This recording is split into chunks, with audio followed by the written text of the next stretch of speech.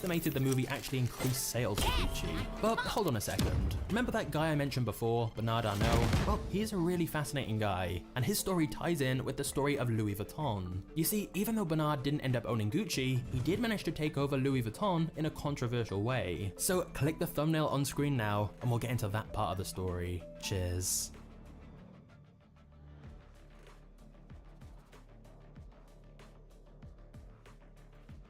Want to know what investment has made the most millionaires in America? Because it's not the stock market, it's not real estate, and it's definitely not cryptocurrency. No, it's actually Apple. And I'm not talking about Apple stock. I'm talking about Apple's App Store. Apple's App Store creates new millionaires every single week, and it actually generates over $1 trillion in revenue every single year, with most of that money getting paid out to normal everyday people that are creating apps from home. What a lot of people don't know is that right now in 2024, there is a way that you can tap into the Apple App Store by partnering with existing companies that have already created apps for you. This is a concept called white label mobile apps, where you can actually partner with the companies that have already made a mobile app and simply resell them under your name, under your branding, for a profit. My name is Lucas Lee Tyson, and using this concept of white label apps, I was actually able to retire at the age of 24 thanks to the multiple automated passive sources of income that continue to pay me every single day, every single week without me having to do any additional work. And while that's obviously amazing, what I'm more proud of is that I've taught this exact same system to countless number of normal everyday people, everyone from high school dropouts to 70-year-old retirees, many of which have been able to see some pretty incredible results. Many of them going on to quit their 9-to-5 jobs, retire their spouses, retire their families, and provide their loved ones with a life of real financial freedom. If that is of interest to you and you've been looking for a new way to add an additional source of income with all the craziness that's going on in the world right now, what I am doing later today is I'm hosting a free web class where I'm not only going to be sharing with you real world examples of people that are doing this and seeing incredible results, but I'm going to be teaching the exact 4-step system that anyone can follow to create a new passive source of income using this concept of white label apps just using their phone. All you have to do to register for the free web class is click on the link around this video, enter in your name, enter in your email, and you can get registered right away. Like I mentioned, during the free web class, not a single stone is going to be left unturned. I'm going to show you real world examples of everyone from high school dropouts to 70-year-old retirees, how they're getting some pretty life-changing results, and how you could potentially do the same by following in their footsteps using the exact 4-step system that I'm going to teach during the free web class. Again, all you have to do to register, there's no cost to attend. All you have to do is click on the link around this video, enter in your name, enter in your email. You can get registered right away. I'll see you there. It's going to be amazing. Promise you, you won't be disappointed.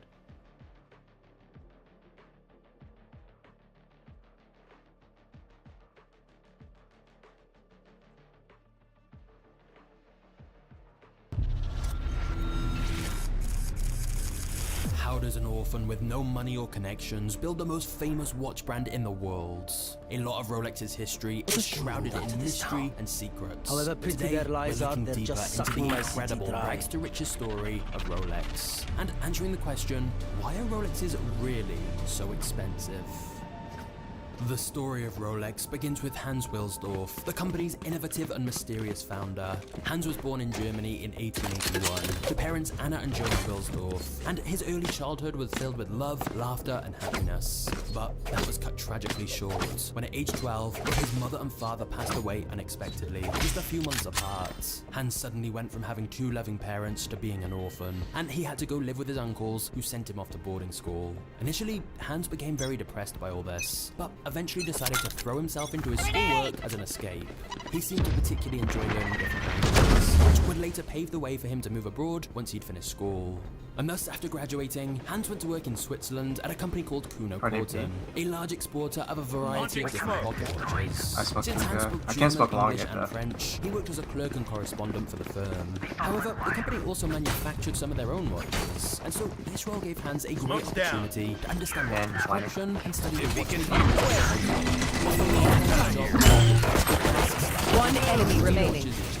Spike down, B. Deep appreciation of the craft, and became obsessed with the idea of creating clear watches. Then, in 1903, Hans moved to London to work for another company where he had a bigger role, as he was involved in getting new sales and clients. This gave him a good understanding of what made one watch brand stand out from another, and also how crucial marketing was to a brand's success. Whilst these different jobs were quite enjoyable, Hans was already dreaming much bigger, and wanting to implement the skills he'd learned for himself. And in 1905, at the age of 24, Hans decided to start his own watchmaking firm. He had a small amount of money he'd saved up, which he invested in the business, but most of the funding came from his brother-in-law, Alfred Davis, who became his co-founder. Together, they created the Wilsdorf and Davis Company and began importing watches from Switzerland to sell in the UK. However, in those days, wristwatches were nowhere near as popular as they are today, and were mostly regarded as women's jewelry. In fact, Hans's friends even tried telling him a watch with such a small and delicate mechanism would be flimsy and break too easily. A watch this small wouldn't be accurate. Wristwatches were much more convenient and elegant, and is quoted as saying, "My personal opinion is that pocket watches will almost completely disappear, and that wristwatches will replace them definitively." Hans felt they just needed to be higher quality, so Hans ignored all his critics and took all the company's money to make one of the largest orders of wristwatches ever booked at the time. He was betting everything that wristwatches would become the future of the watch market. Everyone thought he was crazy, and even his business partner wasn't sure it was a great idea, but it was. Hans reportedly met with many different watchmakers who were considered masters of the craft, and tried to learn at least one new lesson from each of them. Hans then used an old connection from when he'd worked in Switzerland to import Swiss-made mechanisms so they could begin creating high-quality wristwatches. Of course, Hans knew quality alone wasn't going to be enough, and that brand recognition was going to be the most crucial element of all. And that all began 30 with having a seconds left. memorable name. Now, One the origin enemy of Rolex's remaining. name Last one hit is 40. Yeah. that he initially tried combining random letters of the alphabet in every possible way to come up with hundreds of unique names. So they got a cipher. None of them felt quite We'll right. see what we want But then Hans said, while he was riding to work one day, a genius Can I have your was ghost? there, the name Rolex. Now, regardless of where the name really came from, it was perfect. Rolex is short and memorable, Type shit. but also easy to pronounce in any language. Plus, the name Rolex felt like it had style and authority to it, and thus Hans started printing it on the dials of all his watches, which also helped build up brand recognition. In fact, a few years later, they changed the entire company name to Rolex Watch Co. Limited. Very quickly, then Rolex watches began to sell well. In 1910, Rolex became the first wristwatch to be awarded the Swiss Certificate of Precision, and then in 1914, the British Q Observatory awarded a Rolex watch a Class A rating, which no other watch of that kind had been given before. Rolex was starting to develop an association with quality, which I'm gonna smoke the Arden in a sec. I'm gonna be late though. but then in 1914, the First Oh, no, World smoke, War no, broke smoke out. anymore. By this point, Rolex headquarters in London had more than 60 employees on its payroll and had become the export center to every market the company sold to. However, during the war, Germany became Britain's enemy, and since Hans was a German himself, tensions began to rise. Someone's there. Squarespace's creative tools let you design a unique, engaging website that fits your style and professional needs. Start your free website now.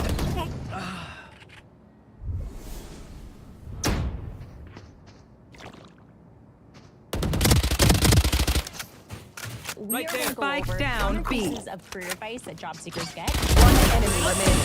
30 seconds left. Job hopping is the best way to advance in your career and make more money.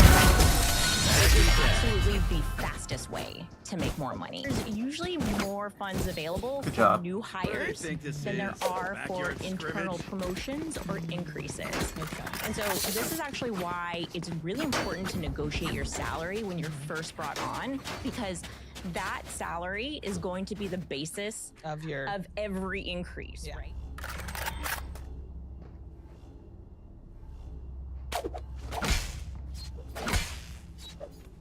They can't even make a dent.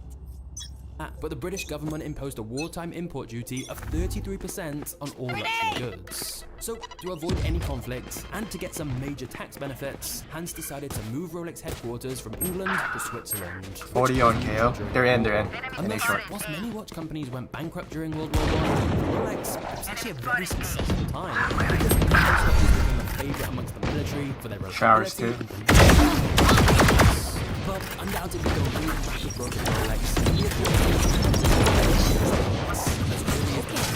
You haven't planted yet. putting his watches on Hiding there. explorers, athletes, racers, aviators, and others, which created a connection Planning. between consumers. One drop. Spike planted. expertly placed ads on the radio and in newspapers, with product placement decades before most of his competitors were popular. Then in 1926, Enemy remaining. under the name of Easter, and Hans had the perfect Last player standing. too, as he'd heard about a woman who was going to swim with him. Hans convinced her to do so wearing a perfectly waterproof watch. After over 10 long hours in the cold water, she emerged with the Rolex Oyster completely intact, generating lots of headlines. Job. Hans then told Rolex dealers to display the waterproof Oyster watches in fish tanks in the windows with real features please. watch, which inevitably caught That's right. the next big groundbreaking milestone in Rolex's history came just 5 years later, when Rolex's engineers developed the perpetual rotor, which automatically wound a watch, something that had been previously considered impossible. You're good, yeah. Hans also made it his mission to ensure the most popular people in the world wore a Rolex, especially those involved in daring challenges. For example, the first flight to Everest was performed by a crew wearing a Rolex Oyster, and Malcolm Campbell wore a Rolex watch when he set a land speed record in Utah back in 1935. And so it was really this combined strategy of great marketing mixed with new innovations that allowed Rolex to keep rapidly expanding and become more and more popular. Like how in 1945, on the 40th anniversary of the company, Rolex released another new model, Good the kill. Datejust, Spike down the A. first automatic watch to feature a date window on its dial. However, 2 showers. I'm all here for you. ceremony to announce this, Hans was struck by another tragedy when he lost his beloved wife Florence, who passed away due to an illness. His wife was thin, and this was obviously a devastating period for him. He'd been orphaned at 12 and was now widowed at 63 with no children. Hans was a master of watches. I know exactly where. One enemy remaining. Years, defending a way to ensure the Spike future of planted. his empire that he built from scratch would be kept in good hands. That's why in 1946, he established the Hans Wilsdorf Foundation and transferred his 100% ownership stake in Rolex to the foundation. To this day, this organization still maintains full ownership and control of Rolex. And since it's a foundation and not a company, there are no corporation taxes on any profits.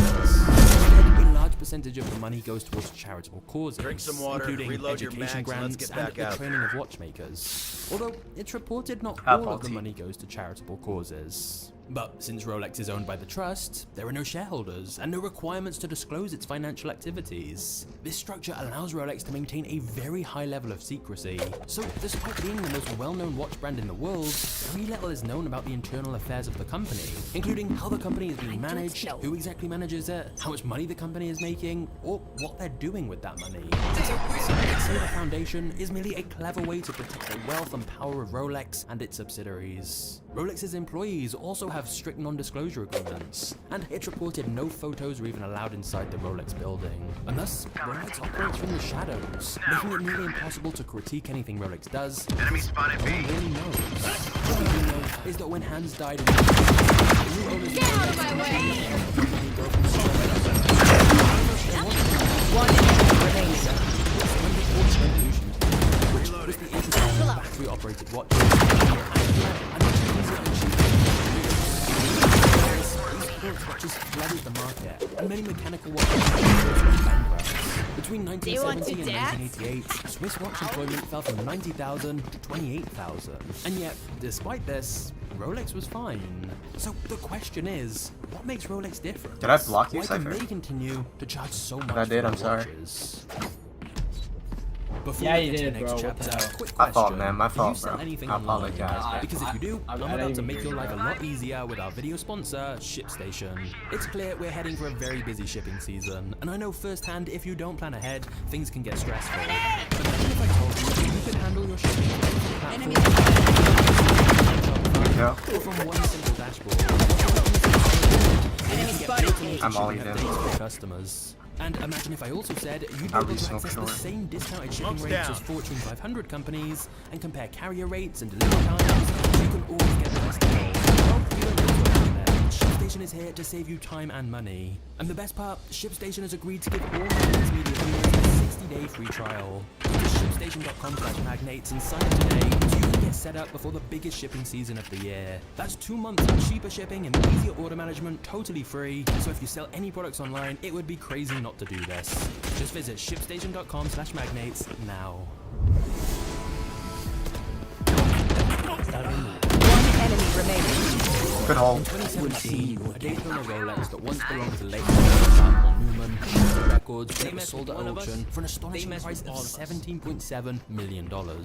Whilst you definitely don't need to spend that much money to get a Rolex, even the most entry-level model would set you back many thousands of dollars. So why are people willing to spend so much to buy a Rolex when there's similar watches so much cheaper, and we've all got the time on our smartphones anyway? How ballsy mid. When you Google this, the answer seems fairly straightforward. That basically says Rolexes are just really well made. That's ultimately why they're so expensive, because you're buying something that will last you a lifetime, presumably. This is a nice sentiment, but it's charged so much because their watches are less than but of course, that's certainly not tens of thousands of dollars just to get a watch that will last. So firstly, let's state the obvious. Rolex is not just a watch, it's a status symbol. In fact, it seems to be a fairly universal symbol of wealth. From rappers on the streets of New York to members of the British royal family, countless iconic figures have worn Rolexes, including John F. Kennedy, Winston Churchill, Steve McQueen, Elvis Presley, Martin Luther King, and many more. I know exactly where This is clearly thanks to Rolex's high visibility marketing strategy, where it associates itself with success. For example, Rolex is the official timekeeper for both Wimbledon and Formula 1, and they sponsor many prestigious events that wealthy people watch and attend, such as equestrian and golf championships. You'll also see Rolexes in movies, like James Bond wearing a Rolex. And the company pays big stars to endorse the product, like Roger Federer reportedly earning $8 million per year in Rolex. Now, of course, Rolex is not just all hype and marketing. Rolex does use very premium materials, which are rigorously tested, Spike planted. which of course comes with a higher price tag. And clearly there is manual work required to handle high quality mechanical watches, and to a salary that's the highest in the world. Plus, the company also invests heavily in scientific labs and research and however, enemy spotted A.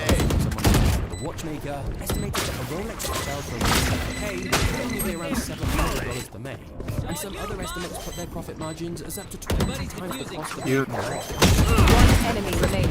Rolex's advertising, sponsorships to keep the brand exclusive and desirable.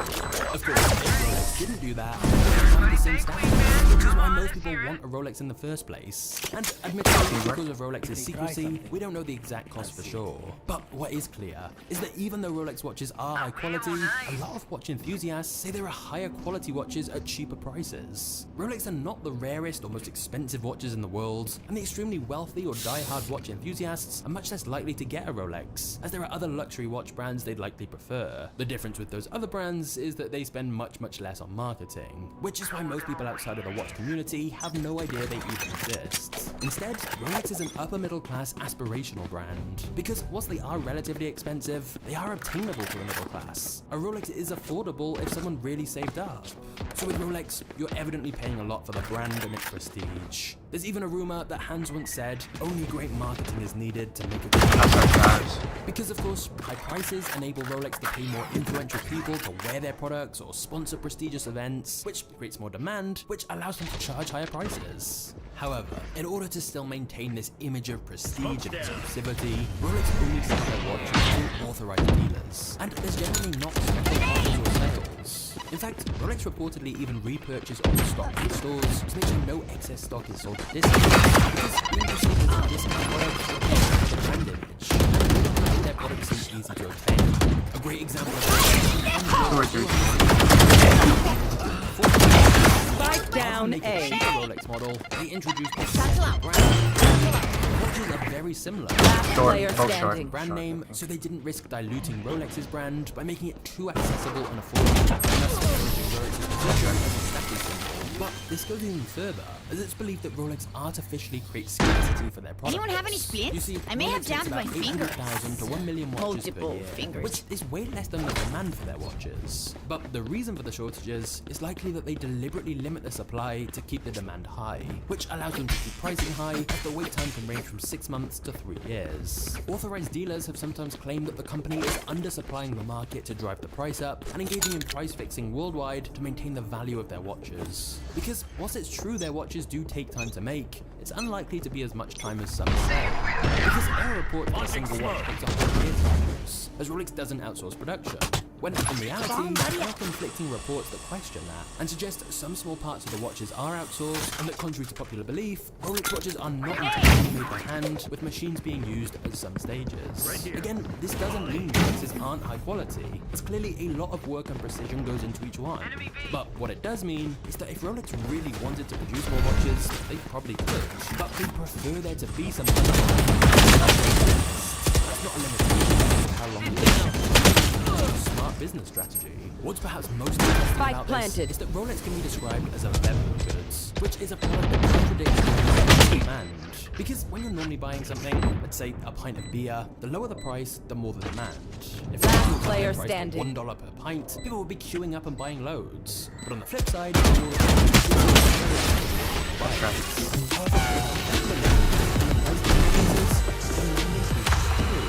in other words, higher prices lead to more people wanting it. That's because Veblen goods are often purchased for signaling status. For example, if Rolex started slashing their prices massively, there'd likely be less demand, as Rolex would lose its premium perception if everyone had one. The good news is, even though a lot of Rolex's price doesn't just come from the quality of the watch, that doesn't mean it's not worth it. Thanks to Rolex's rich heritage and reputation, they generally hold their value, or can even increase in value if well maintained, thus allowing people to view it as an investment that will still be worth a similar price even years after use, something which very few other watch brands have achieved. The crazy part is, Rolex was initially considered more of a tool watch for its utility than a fine watch or collector's item. But through its marketing and sales strategy, the brand has moved towards luxury instead, and subsequently become one of the most valuable brands in the world. Given the huge adversity Hans faced from an early age, it truly is incredible what he managed to build. This story of Rolex undoubtedly has some useful business lessons for all of us. Now, if you want to see an even more insane entrepreneurial success story, check out my video on the controversial life of Cornelius Vanderbilt. I think you'll really like this one. Anyway, thanks for watching this video to the end. You are a legend, and I'll see you in the next video. Cheers.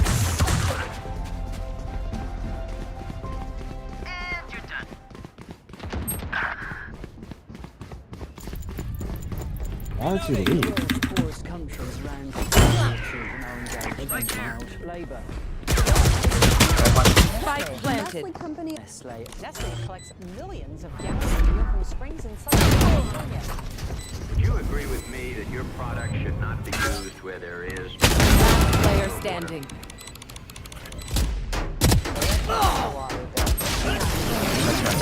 Oh, my bad. Indentured servants in parts Fucking left me there.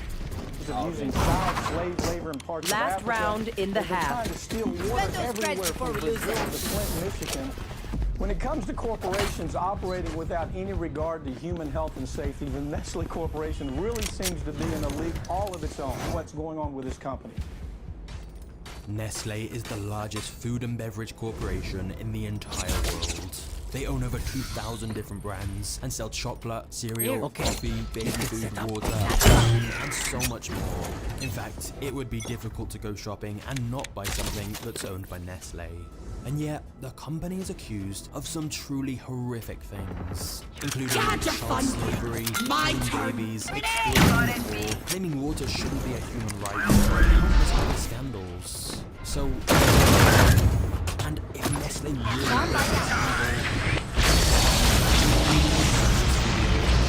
into the dark world of Nestle, and look behind the Enemy remaining. we first need to go back to the man who started it all. Satchel out. Ain't much room for improvement. Switching sides. None of my stuff has malfunctioned yet. Can we celebrate that? The story of Nestle begins with the birth of a boy in Frankfurt in 1814. Henry Nestle was the 11th of 14 children and was born into a family of glaziers, where the trade of cutting and fitting glass had been passed down from father to son for many generations. However, as Henry got older, he became fascinated with chemistry and decided he wanted to become a pharmacist instead of going into the family trade, which caused a bit of a rift between him and his dad. But Henry was determined to follow his own path, and at 15, he began working as a pharmacist's apprentice before later leaving his hometown in Germany to go and live in Scotland. concocting medicines and chemical experiments. One It showers. was here in Switzerland that Henry would start one of the biggest corporations. Spike down In A. fact, to this day, Vevey Switzerland remains the headquarters of Nestle. It wasn't until much later in his life that Henry Still in started charge. Nestle. Before his big break, Henry tried all kinds of different entrepreneurial ideas. He started producing and selling liqueurs, vinegars, but his business ideas never seemed to One more shower side. It wasn't until Henry was in his 50s and he finally had One enemy remaining. Last heaven. infant mortality Drop, had become triple. extremely high because many women couldn't breastfeed their children or their children were allergic to milk. Henry realized player this massive standing. problem was also a big opportunity. There was clearly a major need for an artificial alternative to breastfeeding Good job. countless babies' lives. And thus, Henry began to study all the existing information about breast milk and conduct a series of experiments in his lab with various different ingredients. But saving children's lives wasn't the only thing that pushed Henry day and night to find a breast milk substitute. His own tragedy also played a part, as Henry's wife had had many health issues of her own, and thus was unable to give birth. So as a way to channel her maternal instincts, she became extremely concerned about other people's babies, and pushed Henry to create a breast milk substitute Same thing, that could or? save lives. And by 1867, he'd succeeded. Henry had created one of the first ever Jet baby Peaks formulas, showers. essentially a formulated mixture of cow's milk, flour, and sugar, to substitute to natural breast milk. Henry then created you see, Nestle was doing such great intentions. A humble guy creating a life-saving product for babies who couldn't breastfeed naturally. Unfortunately, this isn't a heartwarming success story. If anything, this is a horror movie. You see, whilst baby food was the product that started Nestle's destroy lives, One enemy remaining. all kinds of dark controversies. We'll get to that. Henry's new baby formula Damn. was a big success. Orders were coming in so quickly that Henry had to open up a factory to keep up with the demand. He couldn't believe that. Everything was happening so fast and money was pouring in. With the huge success of this first product, Henry then partnered with a Swiss chocolatier to create another new product. And in 1875, they created the first chocolate milk. In the space of just a couple of years, Henry went from being a small, unknown pharmacist in Switzerland to one of the richest men in the country, and Nestle was growing more and more every month. But in a way, it was all a bit too much for Henry, who was entering the final stages of his life and wanted to relax and spend more time with his wife. And so he retire and sell his company. And this is where things get really interesting. You see, the new owners who took over Nestle had been plans to expand the company, and in 1905, they merged with a large business who sold similar products Fast milk on in the season. US, and together they Savage here. owned Nestle. Putting all the resources together instead of competing, it allowed them to more easily dominate the market and expand their product lines. Nestle was creating new chocolate, Last player standing. Oh, that was my bad. coffee. That regarding. Second World War, and thus it became included in all emergency rations of every US soldier. As well as creating new products, the Nestle Group quite often just acquired other companies with potential or that they thought was serious competition. Nestle's list of products grew and grew, and so did their wealth and power. Unfortunately, that wasn't enough for them. And behind the scenes, a plan was being hatched. A plan that would make millions of dollars, risk millions of lives.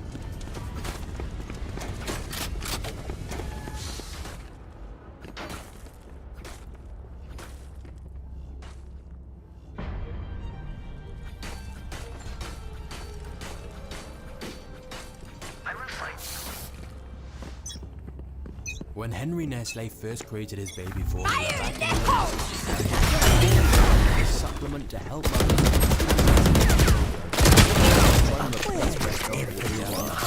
The reason for that is studies have shown that natural breast milk is healthier than any formula. Natural breast milk is widely recommended by the World Health Organization, American Medical Association, UNICEF, and countless others. So for a while, baby formula was sold simply as an alternative for those who needed it.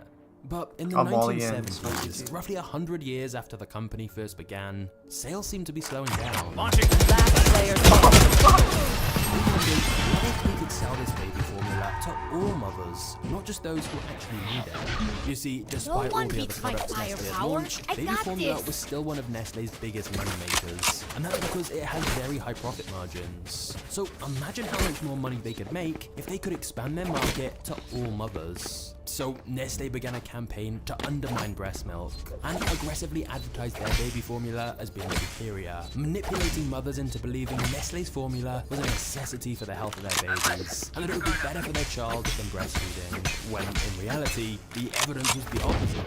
Nestle's formula was vastly superior to milk, as it lacked many of the nutrients that help babies fight off disease and keep them healthy.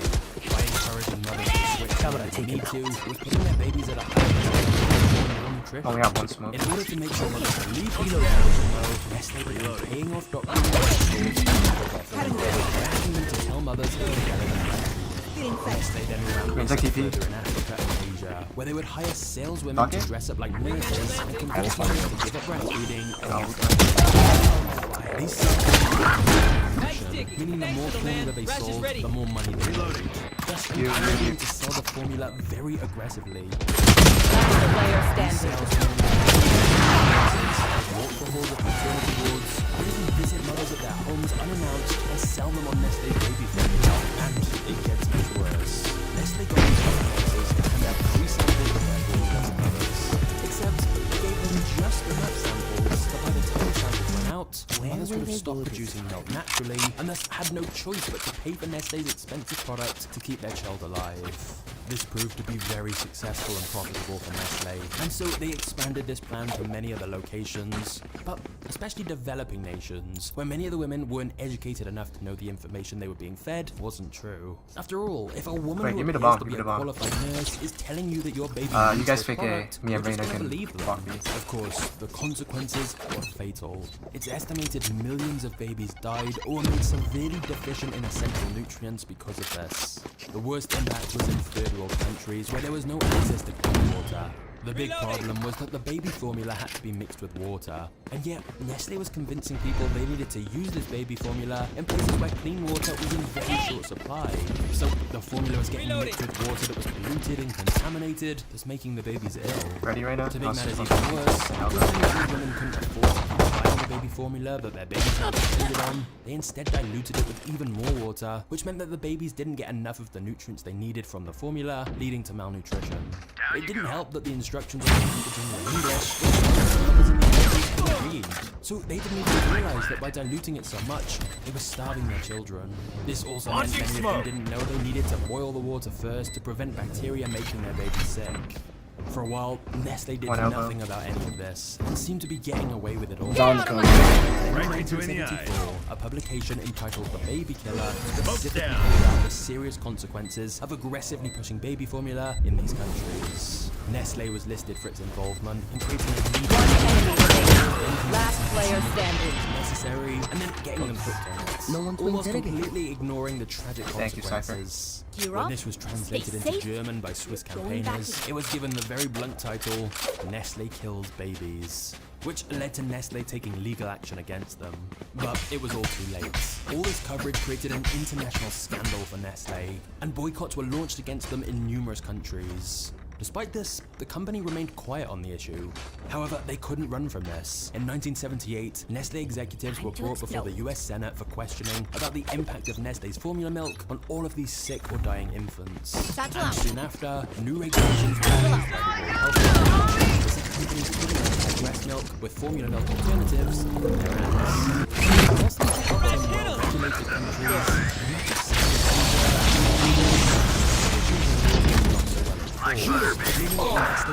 one more showers.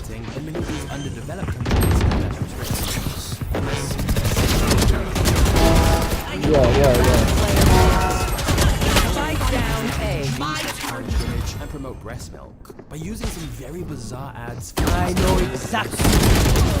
That's right.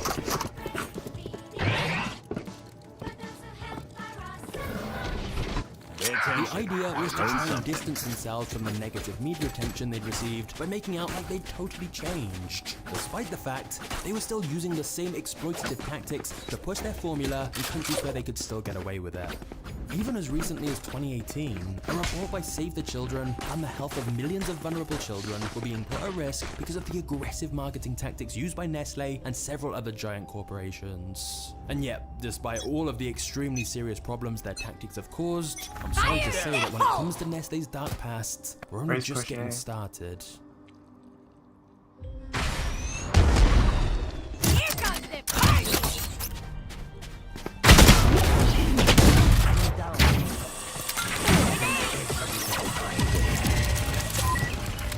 In 2005, the Nestle CEO implied that having access to water wasn't a basic need.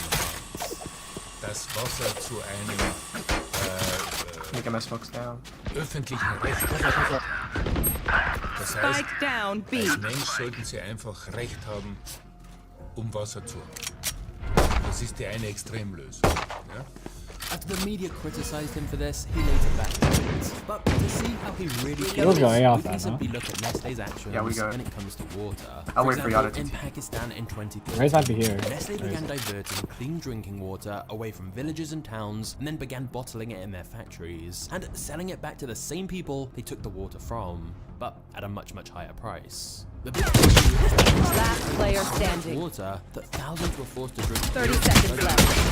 because these people couldn't afford to buy the expensive bottled water, which no doubt was their Nestle's strategy was essentially to deprive people of the necessity of clean water and then supply them an expensive alternative. Since Nestle arrived in the country, there are claims they have sucked the land dry and caused water levels to sink hundreds of feet. And it's not just in developed countries where Nestle does this. For example, in America, when California was suffering from droughts, many companies moved their operations out of the state.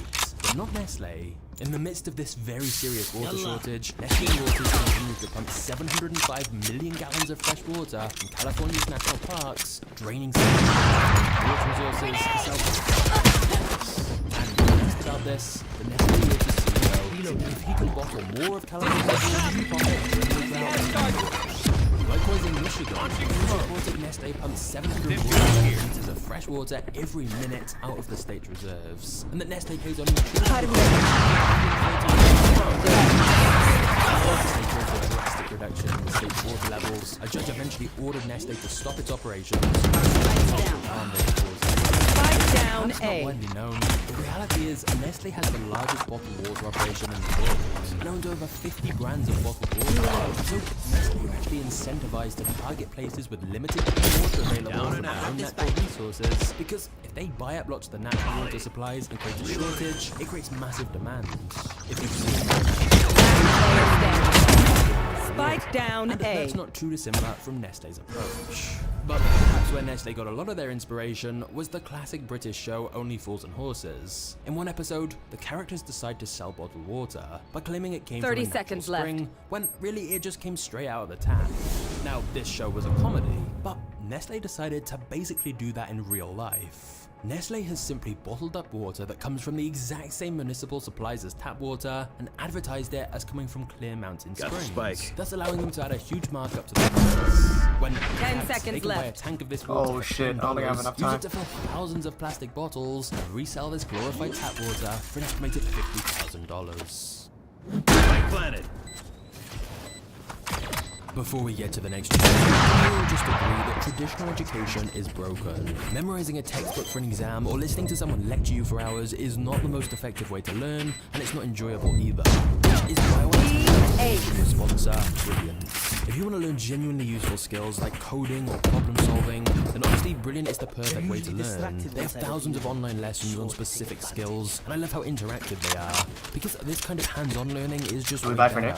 Like, I'm planning on doing a documentary on artificial intelligence soon, and I've been going through their course on neural networks, and even though it's a complex topic, they make it straightforward to understand. Plus, not only are Brilliant giving us 20% off a premium subscription, if you go to brilliant.org/magnates or click the link in the description, then you can get started completely for free. Honestly, Brilliant is awesome for learning new skills. They add exclusive content every month, and I think you'll love it. So click the link below now to get started. Reloading. We don't go A, we don't go A. When you pick up a chocolate bar, probably the last thing on your mind is how that chocolate bar was made. But the brutal truth is that Nestle has been found to use forced labor and even child slavery on the farms where the cocoa beans are harvested. And for a while, this cheap exploitative labor went mostly unnoticed, leading to low costs and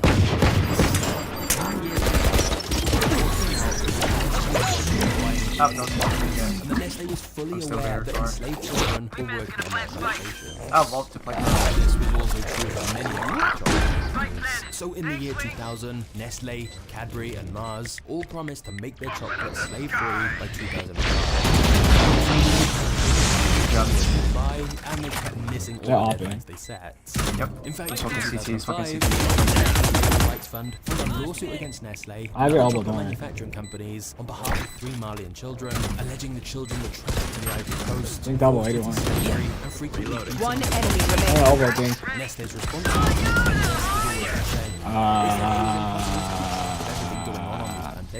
but they vowed to try and improve their situation. Match point. But then a few more years passed, and it seemed like nothing had really changed. In 2010, a documentary called The Dark Side of Chocolate brought attention to the media about how children were being stolen away from their homes and families and being forced to work on plantations for very little or no money at all. Then an investigation in 2020 discovered that children as young as 8 were taking coffee on the farms of one of Nestle's suppliers. Those reported children worked 7 days a week, carrying twice their weight, and got paid around $1 an hour for their work. However, once again, Nestle denied knowledge of this and said they tried to fix it. And to be fair here, this is a complex issue that's certainly not limited just to Nestle. But what does seem clear is Nestle have known about these labor problems for decades, and with their billions of dollars, they could surely have done a lot more if they really wanted to. The only time they seem to show signs of action against these brutal working conditions was when they were getting negative press. And another example of this is what happened in Ethiopia. In 2002, Nestle was demanding $6 million one of the poorest countries on the planet. When the military companies nationalized them. And then many years after this, I know exactly where was acquired, who are now demanding compensation. Now remember, Nestle was a business that was nationalized under a different government 20 years ago, and a business which Nestle didn't own at the time. But still, to be fair to Nestle, last player standing. Here's the issue. At the time they were making this demand for $6 million, Ethiopia was facing an extreme famine that threatened the lives of 15 million people. The country was in extreme poverty, with many citizens making less than $100 a year. That's $6 million could help provide clean water to millions of Ethiopians. It could quite literally save lives. But despite being aware of this, and despite the fact Nestle made around $65 billion in sales that same year, Nestle initially refused to let Ethiopia off the hook, and persistently demanded the money. Even though $6 million was nothing to Nestle, they said it was the principle of the matter that was important. However, once the media picked the story up and people started threatening to boycott Nestle, they immediately did a U-turn and settled the debt for $1.5 billion instead. I got their offer. Reinvest it into the economy. But it seemed pretty clear if it wasn't for the potential PR nightmare, they had no intention of backing there. Think in 2012, the Competition Bureau raided to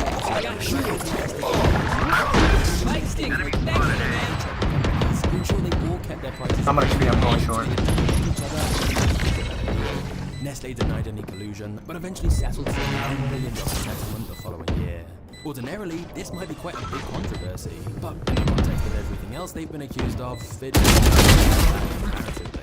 And to be honest, we've been for a while listing allegations produced by Nestle during a pet care resulted in serious illness and death. Nestle's terrible pollution status. But here's the thing. Because of all these many people have tried to boycott Nestle overtime. But the company is so vast, it's incredibly difficult because there's just so many different products they sell. They have reach in almost every country with products in so many different categories. When you buy food, water, or even cosmetics, without realizing it, you may be buying from a Nestle brand. which is probably why despite all of these controversies, Nestle has continued to grow and make more acquisitions to become even more powerful. And to be fair, I'm sure there are many people working at Nestle who just want to make good products in a perfectly ethical way.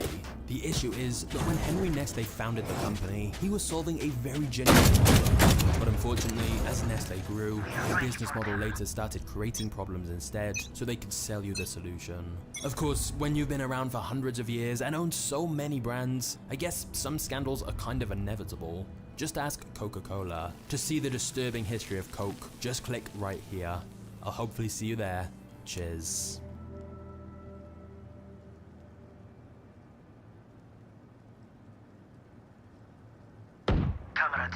There. Coca-Cola spend endless billions on advertising every year, but will never once try to sell you on their products. They sell an idea, happiness, harmony, togetherness. But some would say it's a distraction from the disturbing truth. There are a lot of serious accusations against the company, but they've caused disease, droughts, exploitation, and much, much worse. So buckle up. We're going on a journey through Coke's incredible history, spanning 3 different centuries. Watch out. We'll be examining how Coca-Cola really became one of the most recognized brands ever. And at what cost? Because one thing is for sure, you don't build an empire selling sugar water by telling people the truth. Just buy me time. I'm lurking.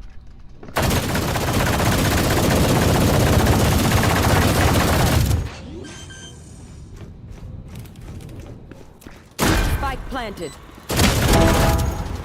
One enemy remaining. One enemy remaining. Nice. Ice cold Coca-Cola.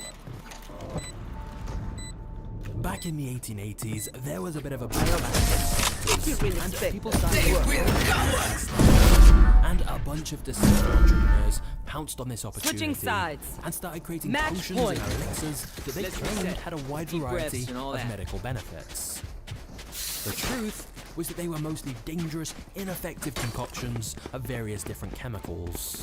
But with no regulation, they could claim whatever health benefits they wanted. So business was booming. Right here. One popular patent medicine was called which contained a mix of and cocaine that supposedly almost any ailment or sickness whatsoever, as long as you drank 3 glasses every day. And one person who absolutely loved this drink was a man named John Pemberton, a war veteran who had been